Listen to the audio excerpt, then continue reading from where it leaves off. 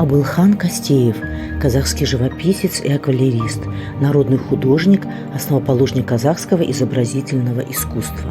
Абылхан Кастеев родился в 1904 году в селе Чижин Талдыкурганской области в семье очень бедного чебана. Его отец рано умер, и Абылхан должен был помогать семье, потому пошел работать чебаном у местного бая, а затем стал чернорабочим на стройке Турксиб. В этом году наша страна отмечает 120 лет со дня рождения художника. Только благодаря своему упорству он сумел оставить свой значимый след в искусстве и заложил основу для будущих поколений. С именем Абылхана Кастеева связано зарождение и становление казахской живописи. Он был самородком, развил свой талант и стал признанным мастером кисти. Его картины – это воплощение любви к Казахстану. Творчество Абылхана Кастеева – уникальное достояние национальной культуры.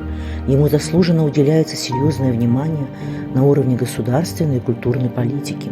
В его честь назван самый крупный в стране государственный музей изобразительного искусства и открыт дом-музей имени Кастеева в Алматы. Все мы понимаем, что для Казахстана и казахской культуры бережное и неуклонное внимание к наследию Абылхана Кастеева – дело национальной чести и гордости.